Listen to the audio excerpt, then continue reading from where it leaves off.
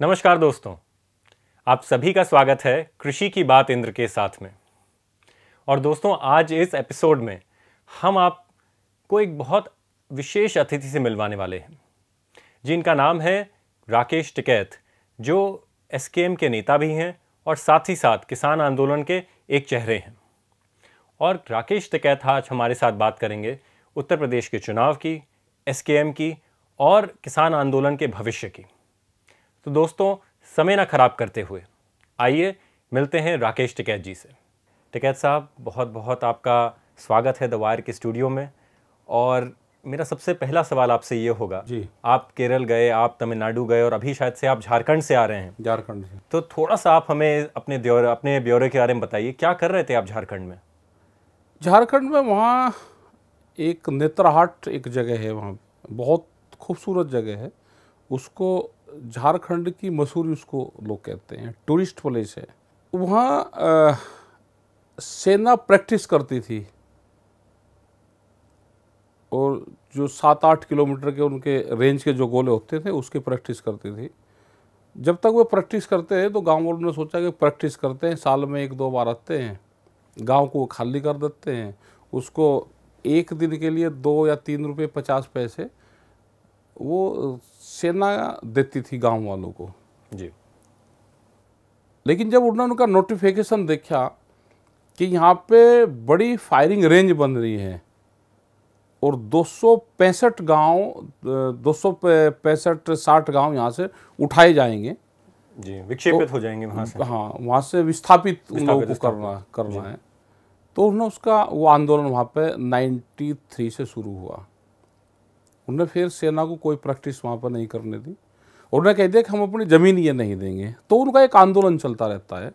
हर साल 4-5 दिन के लिए वे वहाँ पर आते हैं, वे लोग वहाँ पर रहते हैं रात को उस फायरिंग रेंज पे जहाँ से वो फायरिंग करते थे, और रात दिन वहाँ पर अपना धरना प्रदर्शन करते हैं। और जैसे मूवमेंट ये दिल्ली के चारों तरफ चला, अपना खाना बनाना, घास फूस के मकान बना के वे वहाँ पर रहते हैं, और रात को भी दिन में भी वहीं कई दिन का उनका प्रोग्राम होता है।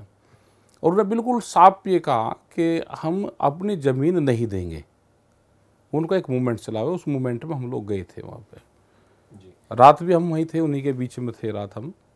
और वे लोग जंगलों में रहते हैं, वहीं अपना रुकते हैं, वहीं पत्तों पे उस पर जो उनकी नेचुरलिटी है वो उन्होंने नहीं छोड़ी।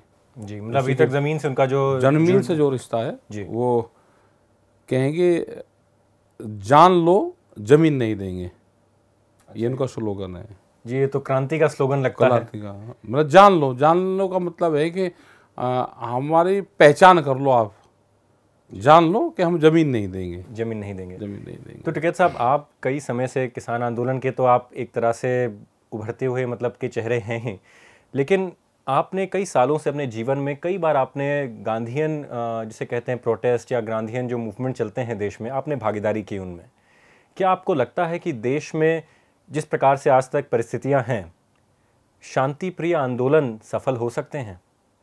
आंदोलन तो शांति प्रिय ही सफल होंगे, दूसरा आंदोलन सफल नहीं हो सकता। बात से ही बात बनेगी, बंदूक से बात नहीं बनेगी। बात करो, बातचीत से बात बनेगी जी। दूसरे वाला आपको कोई भी चीज़ कह रहा है, उससे वो उकसाने की बात आपको करेगा, उस पर ध्यान देना ही नहीं। हमको पता है कि जैसे किसान आंदोलन में सरकारों ने या दूसरे उस तरह के जो लोग थे उन्होंने बहुत आंदोलन के बारे में लिखा, बहुत आंदोलन के बारे में कहा, अलग अलग शब्दों का इस्तेमाल करा गया, लेकिन ना किसान उग्र हुए और किसान शांतिपूर्ण तरीके से बैठे रहे। और 13 महीने का एक शांतिपूर्ण आंदोलन दिल्ली के चारों तरफ को चला।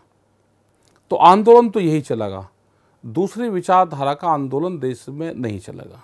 जी, देखिए, बात आपने बहुत सटीक करी है, लेकिन हम जैसे उत्तर प्रदेश के चुनाव को अब देखते हैं और जिस इलाके से आप आते हैं, जहां आपका मूल निवास है, हमने देखा था कि 2014 के समय वहां पे यही भड़काने वाली शक्तियों ने लोगों को बरगलाया। वो जो सांप्रदायिक शक्तियां थी, सब जानते हैं वो कौन है, और लोग उसकी भड़क में आ गए। उन्होंने एक दूसरे के खिलाफ हथियार उठा लिए, उन्होंने एक दूसरे के खिलाफ बहुत हिंसा करी। और आप इसको किस प्रकार से देखते हैं? ये तो पॉलिटिकल पार्टी का एजेंडा है जी। वे अपने एजेंडे में पास हो रहे हैं इसमें, लेकिन सफल रहे, मतलब एक तरह से जो मतलब उनका तो एजेंडा है और वे अपने एजेंडे में सफल है। जी वो पॉलिटिकल एजेंडा उनका। जी हम नॉन पॉलिटिकल लोग हैं और नॉन पॉलिटिकल अपना हम मिशन अपना चलाते रहे। जो गांव का, गरीब का, किसान का, आदिवासी का, छात्र का, जो अपने इशू हैं, हम उन इशू से ना भटके, दूसरे के इशू में अपने इशू मत मिलाओ। हम अपना काम करते रहें, उस तरफ ध्यान ना दें। उनका पॉलिटिकल एजेंडा है, उसके लिए पॉलिटिकल पार्टी देखेगी। लेकिन टिकैत साहब, ये बात तो सामने उभर के आई ही है कि जो भी आप लोगों ने जो भी प्रयास किए, चाहे किसानों के द्वारा या चाहे मुजफ्फरनगर में जो आपकी बड़ी रैली भी हुई, फिर से आपने सांप्रदायिक एकता की आपने जो मुहिम चलाई, जब आपने अपने पिताजी का भी नारा दिया कि हर हर महादेव और अल्लाह अकबर साथ में आपने कहा, और फिर हमने चुनाव में भी देखा कि जो लोग दंगों से जुड़े हुए थे वो हारे। तो कहीं ना कहीं आपका जो एजेंडा था या आपकी जो मुहिम थी वो समाज में एकता तो लाई ही, लेकिन साथ साथ उसके कुछ राजनीतिक पहलू भी हमें देखने को मिले। थोड़ा इसके बारे में टिप्पणी करें आप। देखो, राजनीतिक वाले अपना काम करते रहते हैं, वो उनका काम है। हमारा राजनीति का काम तो है नहीं, हमारा सामाजिक ताने बाने का काम है, वो हम करते रहेंगे। और हमारे इशू बेस्ड आंदोलन है जी। और इशू बेस्ड आंदोलन में ये नहीं है कि पार्टियां साथ में नहीं हैं। हर आदमी किसी न किसी पार्टी का वोटर होता है, लेकिन वो मूवमेंट में साथ में होता है। कोई साथ में फिजिकल रूप से आता है, कोई साथ में फिजिकल रूप से नहीं आता। लाभ हानि आंदोलन से सबको होती है। तो हम आंदोलन की भाषा जानते हैं, हम मूवमेंट की भाषा जानते हैं, हम सरकार से बातचीत करते हैं इन इशू पे। वो पॉलिटिकल इशू है कि कैसे उनको वोट मिलेगी, उसमें बातचीत पॉलिटिकल वाले ज़्यादा बताएंगे कि वोट उनकी खिसक रही है, क्या हो रहा है। हम पॉलिटिकल इशू पे जाना ही नहीं चाहते। देश में दो रास्ते हैं, एक आंदोलन वाला रास्ता, मूवमेंट वाला रास्ता, और दूसरा पॉलिटिकल वाला रास्ता। तो पॉलिटिकल पार्टियां बहुत हैं देश में, अगर उनकी ज़मीन खिसक रही है तो वो देखे उसको, हमारी तो नहीं खिसक रही। हमारा मूवमेंट तो है, चलता रहेगा।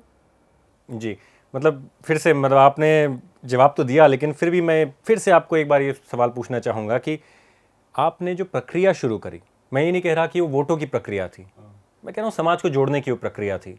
किसी ना किसी तरह से उसने सांप्रदायिक शक्तियों को हराया, कम से कम आपके इलाके में। आपने देश को, या आंदोलन ने देश को एक नया तरीका दिया है लोगों को जोड़ने का, समाज को फिर से जोड़ने का। मैं बस उस पर थोड़ी आपकी टिप्पणी चाहता हूँ। मैं ये नहीं चाहता कि आप राजनीतिक बात पे टिप्पणी करें, बट क्या वो फॉर्मूला था जिसके तहत आप लोगों को जोड़ पाए? नहीं, वापस से हम तो जख्म वापस से आपने जो है उनमें मलहम भर पाए आप? क्या वो तरीका था, कैसे अब किया? नहीं, अब वहाँ पे कोई लड़ाई नहीं करेगा। वहाँ पे तो ट्रायल फेल होगा, कहीं दूसरी जगह जाकर कर सकते हैं, 2, 2,500, 3,000 किलोमीटर दूर वो ट्रायल हो सकता है फिर।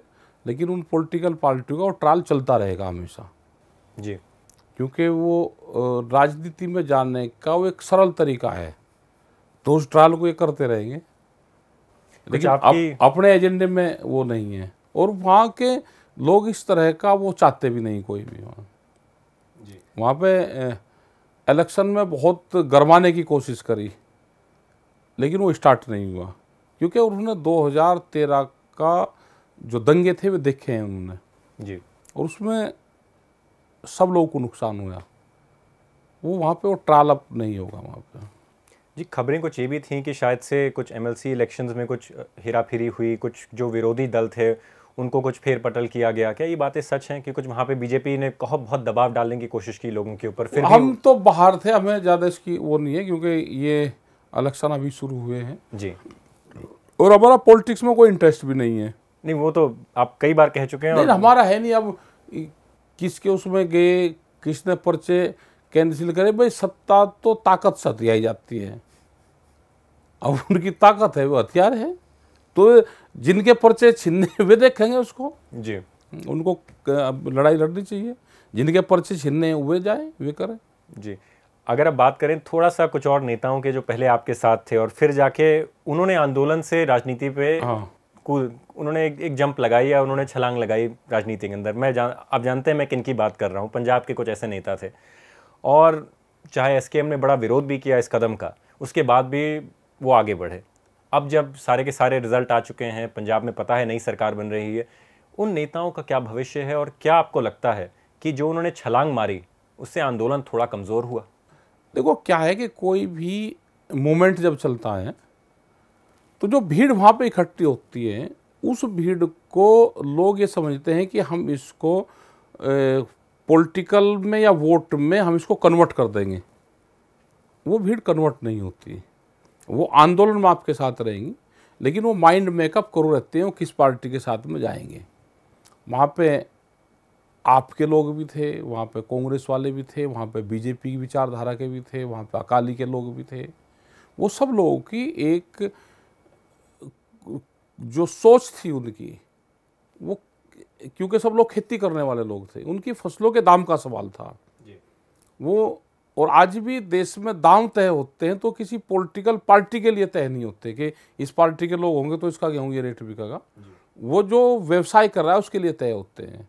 उसको अपनी भीड़ मान लेना ये भूल है।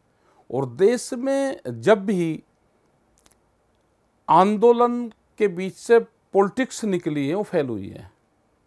लेकिन जैसे आम आदमी पार्टी, लेकिन आप देखिए जैसे अन्ना आंदोलन से आम आदमी पार्टी निकली, वो उसकी एक बड़ी लंबी कहानी है। उस पर तो जिसने पीएचडी करी होगी वो बताएगा उस पर कि वो कैसे निकली है जी। उस फार्मूले पे ये किसान आंदोलन नहीं जा सकता, ठीक है, उस पर नहीं जा सकता। उसकी एक अलग विचारधारा, और वो कैसे निकली है वो, क्योंकि उनका मकसद पूर्ण रूप से पॉलिटिक्स था जी, और वो उसी सिस्टम से लेकर उसको चले, और फिर एक टाइम पाया तो उसको दूसरी तरफ उनको लेकर चले गए। वो एक अलग सिस्टम है, उसमें ये किसान आंदोलन जा ही नहीं सकता जी। उनको मना करा था कि उस लाइन पे नहीं आपको जाना, लेकिन सब लोगों की अपनी मर्जी है। जब वोट देने का अधिकार सबको है तो देश में इलेक्शन लड़ने का भी अधिकार सबको है। उसको इंडिविजुअल वो था, एसकेएम का कोई उसमें निर्णय नहीं था हमारा कि हम चुनाव की तरफ जाएंगे। और उसमें 22 लोग गए, 22 में से बहुत वापसी हो गए, तो फिर 7 जत्थेबंदी उसमें गई थी। 550 में तो 7 लोग जा सकते हैं। ऐसा तो है नहीं कोई रिजल्ट 100% किसी का रिजल्ट आता है भाई। किसी का 100 का 100%, अगर 100 नंबर में से 100 आएंगे तो थोड़े से दिन आगे जाकर वो पागल हो जाएगा, क्योंकि 100 में से 100 आएंगे तो पागल हो जाएगा वो। तो कुछ लोग तो चले जाते हैं, परसेंटेज तो ये होते हैं कि भाई 95 आ गया, 97 आ गया, 90 से ऊपर आ गए तो रिजल्ट ठीक रहता है। तो 7 लोग 550 में से 7 लोग जाना तो कोई बड़ी चीज़ नहीं होती जाना। और हमने फिर भी बताया कि छुट्टी पर गए थे 4 महीने की, और 4 महीने की छुट्टी पर जाकर कौन आदमी क्या कर रहा उसका व्यक्तिगत उसका निर्णय था। तो क्या ये 7 जत्थे वापस एसकेएम में लिए जाएंगे? वो अभी बातचीत चल रही है, वे लोग आए थे, बातचीत चल रही है। क्या है, गलती हुई है या कोई गलती भी नहीं है, पॉलिटिक्स कोई गलती नहीं है जी।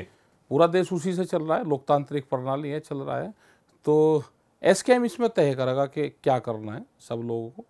और हमारा ये है कि सब लोग मिलकर अपना काम करें। तजर्बा हो गया, ज्ञान हो गया भाई, कोई इंजीनियरिंग करता है, कोई डेवलपमेंट कोई करता है, तो उसमें कोई गाड़ी बनाएगा तो बहुत गाड़ी बनेगी, टूटेगी बनेगी टूटेगी, तो जो बाद की मैन्युफैक्चरिंग आती है तो बहुत लास्ट में आती है, उससे पहला बहुत नुकसान हो जाता है।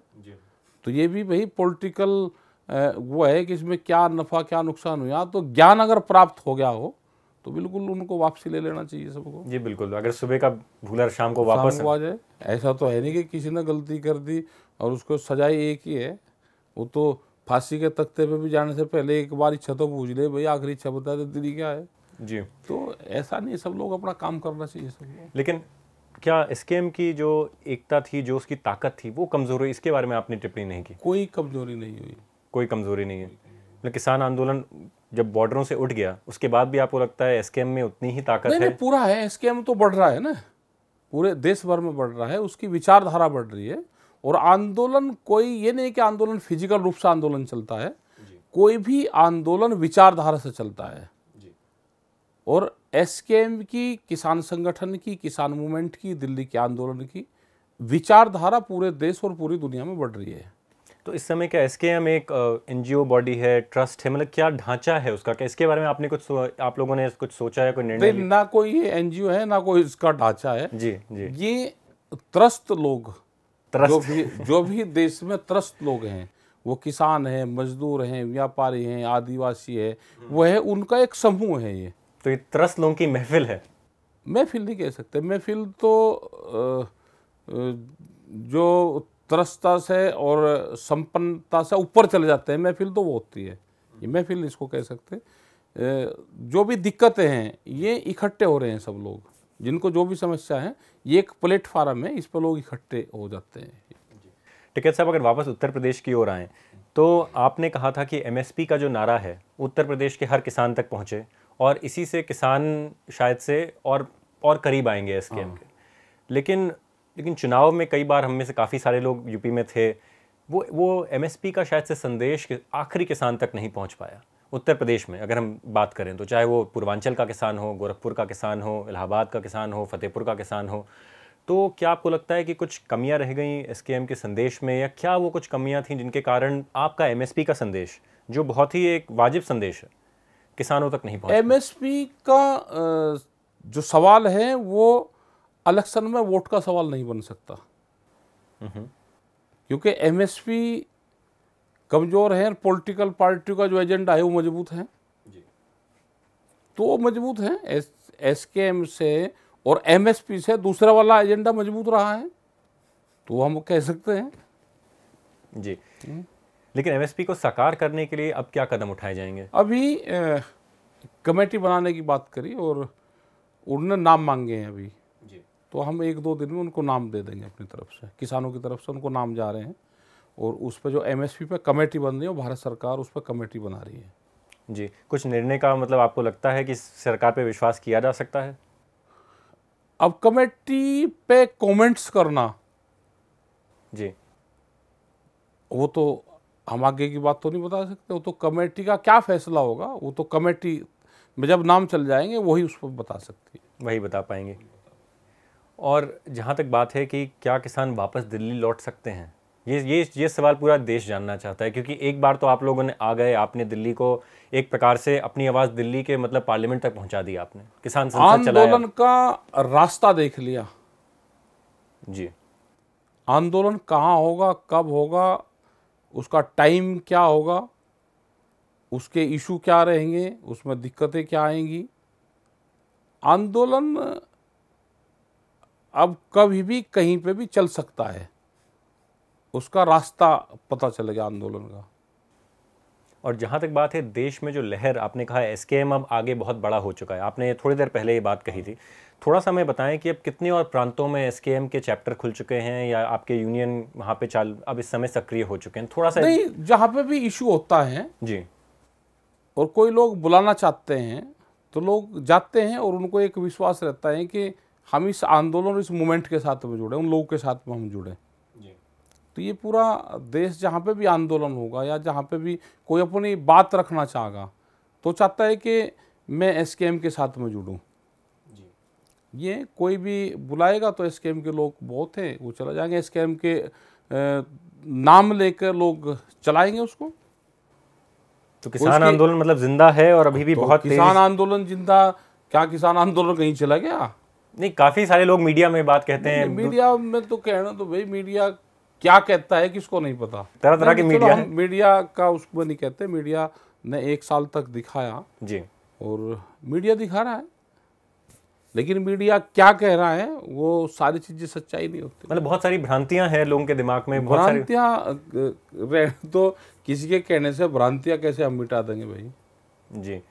तो ठीक है साहब, इसमें आखिरी मैं आपसे जानना चाहूँगा कि जो भी लोग आपकी बातों को सुन रहे हैं, अपने आप को आज भी किसान आंदोलन से जुड़ना चाहते हैं, और शायद से उनके मन में अगर कोई शंका आ गई हो किसान आंदोलन के ऊपर, तो क्या संदेश होगा आपका उनके लिए? कोई शंका करने की जरूरत नहीं है, अपना जो इशू है उसको बनाकर रखे, ना हताश होने की जरूरत है, ना एसकेएम कहेंगे ना एसकेएम के लोग कहेंगे, वो सब उस विचारधारा के लोग यही हैं। किसी के बहकावे में, किसी के डराने में, किसी की हताश होने में आने की जरूरत नहीं है। देश को एक बड़े आंदोलन की जरूरत है, एक वैचारिक आंदोलन देश में होगा, उसके लिए सब लोग लगे, अपनी बात रखें, क्या देश में हो रहा है, क्या घटनाक्रम घट रहा है, क्या आपके नज़दीक घटनाक्रम घट रहा है, क्या नफ़ा नुकसान हो रहा है, उसको सब चीज़ सबके सामने है, उसको देखें, उसको विचार करें उस पर, और उस पर ही आगे बढ़े। जी, इसी से एक चीज़ और निकल के आती है, वो ये है कि उत्तर प्रदेश में क्या आपको लगता है कि जो राजनीतिक पार्टियां थीं उनको थोड़ा आगे बढ़ के और किसानों की मदद करनी चाहिए थी, चाहे अराजनीतिक तौर पे ही? क्योंकि कई सारे लोग ऐसा टिप्पणी कर रहे हैं कि जैसे अगर कुछ विपक्ष की पार्टियां आती और समर्थन करती और इस संदेश को आगे बढ़ाने की कोशिश करती। हमें विपक्ष या सत्ता ये नॉन पॉलिटिकल है। जी बिल्कुल, मेरा मानना है राजनीतिक छोड़ दीजिए। कैसे करेंगे वो हमारा समर्थन, जब उनको मंच पे नहीं आने देते, उनको माइक और मंच से दूर रहते हैं वे, तो अपनी पॉलिटिकल लड़ाई है वे अपनी लड़ो। हम हर स्टेट में जाएंगे, वहाँ के चीफ मिनिस्टर से बातचीत करेंगे, उनकी पॉलिसी, बहुत स्टेट की पॉलिसी ठीक है, किसी की कोई ठीक है, किसी की कोई ठीक है, उनको एक दूसरे को बताएंगे कि तेलंगाना की ये पॉलिसी है, आप इसको यहाँ पे ये लागू करो, आप यहाँ पे ये लागू करो, हिल स्टेट की क्या पॉलिसी होनी चाहिए। तो हमारा ये भी प्रोग्राम रहेगा कि हम ज़्यादातर चीफ मिनिस्टर से मिल रहे हैं, कोई शपथ ले लेंगे, कोई लेने वाले हैं, किसी ने ले ली, कोई पहले मुख्यमंत्री बने हुए हैं, कोई अब नए बन जाएंगे, तो हम बिल्कुल सबसे बातचीत करेंगे, उन इशू पर बातचीत करेंगे, गांव, गरीब, किसान, आदिवासी, दलित, इन सब इशू पे उनसे बातचीत करेंगे हम।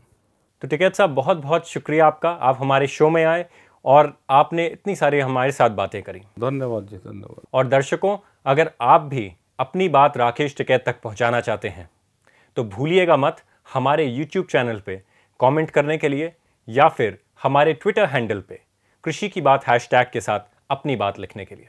तो दोस्तों, ये कार्यक्रम देखने के लिए धन्यवाद। द वायर से जुड़े रहिएगा। धन्यवाद टिकैत साहब। धन्यवाद जी, धन्यवाद। द वायर के और वीडियोस देखने के लिए सब्सक्राइब करें और बेल आइकन पर क्लिक करें। स्वतंत्र पत्रकारिता की आर्थिक मदद करने के लिए डिस्क्रिप्शन में दिए गए लिंक पर जाएं और अपनी राशि चुनें।